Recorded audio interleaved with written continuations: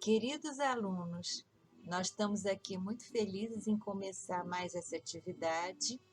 Essa que nós estamos apresentando para vocês em PowerPoint é uma complementação daquelas que vocês, a essa altura, já devem ter feito lá na nossa plataforma, que é o roteiro da leitura do Antoine Compagnon e aquele questionário que eu fiz com algumas questões. Então, agora, nós vamos fazer uma pequena viagem ao Collège de France, a Paris, e complementar algumas lindas observações sobre o livro do Compagnon.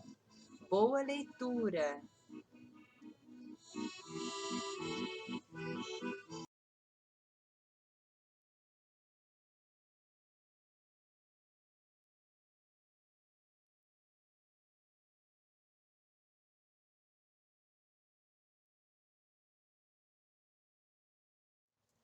Nesse quinto slide, no quinto fragmento, que está em duas cores, lilás e verde, nós vamos observar que há frases que demandam conhecimento prévio. Repara aqui, eu havia vindo, consultado a lista de cursos, tão espantado quanto o narrador de Em Busca do Tempo Perdido diante da coluna Maurice, anunciando a berma em Phèdre. E embaixo ele retoma isso, diferentemente do narrador depois de Phèdre, essa primeira vez não havia me decepcionado. E no meio tem também uma referência a uma leitura muito especial de um soneto de Du Bellay. Então, meus queridos, eu vou falar um pouco para vocês, para que nós possamos compreender as referências que estão construindo esses desabafos pela memória de Antoine Compagnon. Comecemos, pois. Joaquim de Bellay foi um poeta francês do século XVI, formado pela Universidade de Poitiers e membro do La Pléiade, que foi o primeiro movimento estético organizado na França, responsável por sofisticação poética que tinha os antigos, os clássicos como modelo e propunha paradoxalmente a modernização da língua, dando, na verdade, força à língua francesa em lugar do latim, que até essa época era a língua oficial. Bom, já Berma é um personagem de um dos livros de Marcel Proust da coleção Em Busca do Tempo Perdido, mais precisamente o volume 2, que é intitulado A Sombra das Moças em Flor. Berma é um personagem que é atriz e o narrador, que não é nomeado, ele é um jovem de saúde muito frágil, muito debilitada e que, mesmo doente, está com grande expectativa de assistir Berma, que é atriz, e ela vai atuar em Phèdre, que é uma peça do francês Jean-Baptiste Racine. Racine era um poeta trágico do século XVI, dramaturgo, matemático, historiador. Então, o que vai acontecer é que o narrador de Proust está assim encantado e na grande expectativa de assistir a atuação de Berma em Phèdre.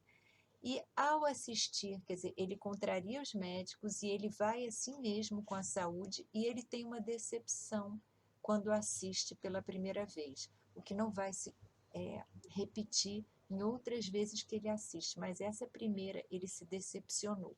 Então agora eu acredito que vocês consigam compreender a referência que ele faz a um texto literário para explicar essa sensação de perda, de expectativa talvez frustrada, mas que depois ele não se frustra quando ele chega ao Collège de France pela primeira vez.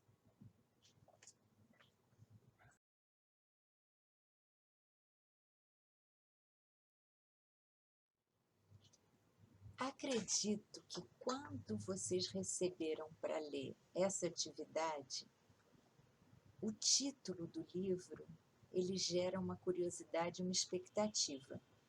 Literatura para quê? Para quê?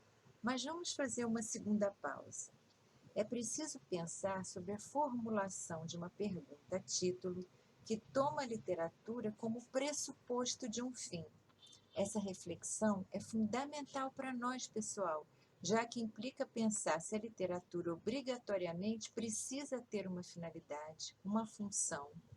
E caso tenha, essa finalidade será sempre a mesma em todas as situações e tempos, em todos os contextos? E mais, vale lembrar que nós estamos tão condicionados a achar que todas as coisas, pessoas, fenômenos precisam ter serventia, a mais imediata possível, que coisificamos inclusive o que não é coisa. Quando perguntamos para que serve isto ou aquilo, não estaríamos perguntando como isto nos serve? Não estaríamos perguntando o que ganharíamos com isso? Mas podemos medir as ciências humanas, as artes e a literatura com a mesma medida do que se compra no mercado? Será que se pensarmos, continuarmos pensando, deixarmos desdobrar e desenvolver o nosso pensamento, será que uma pergunta existe para ser respondida necessariamente ou para ser reperguntada, para fervilhar em nossa mente uma série de questões que já estavam programadas e nós achávamos que estava tudo certo, tudo ok? Vale a pena pensar em que medida essa pergunta, essa formulação da pergunta título não necessariamente seria para ser respondida. Qual a sua importância? Que efeito ela provoca em nós?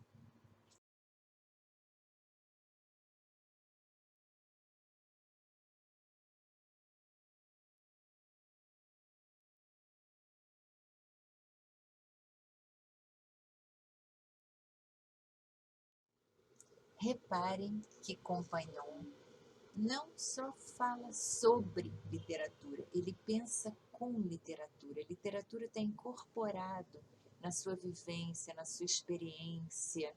Ele se deixa permear, ele se torna permeável a tudo que lê. Os exemplos citados, as reflexões desenvolvidas, os modos de ver e sentir são revividos com textos literários, fazem parte do seu imaginário, são o substrato dos argumentos, as analogias e as ilustrações. Tanto como acontece na Bernard de Fedra, que nós já mencionamos anteriormente. Por isso eu procurei aqui compartilhar com vocês um pouco da profusão de referências com que o professor constrói suas ponderações. Eu trouxe agora o soneto magnífico de Baudelaire, citado por Compagnon como analogia do casamento sempre conflituoso entre literatura e modernidade. Acrescentei no slide duas imagens. Uma cena de O Fantasma da Ópera, musical composto por Andrew Lloyd Webber, baseado no romance homônimo de Gaston Leroux, e uma litografia de Escher, chamada Laço. Creio que, pela articulação, vocês mesmos poderão pensar nas razões que estão unindo essas três obras artísticas.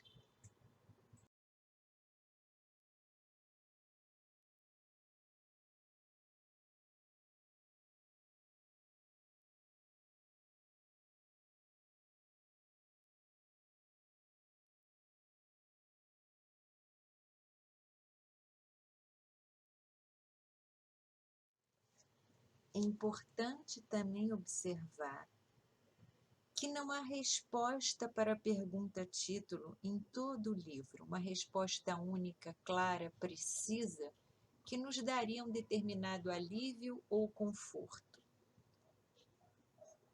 Mas, inclusive, se alguma resposta você percebe, nota que ela é insatisfatória, porque o objetivo de uma pergunta nem sempre é respondê-la.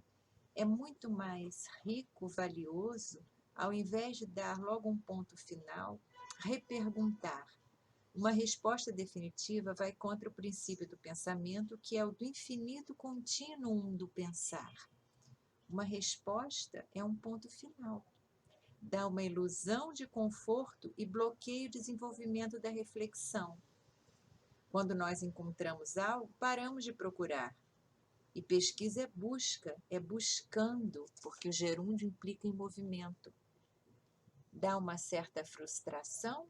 Será que seria uma decepção, aquela mesma que o narrador sente quando vê Berma de Fedra atuando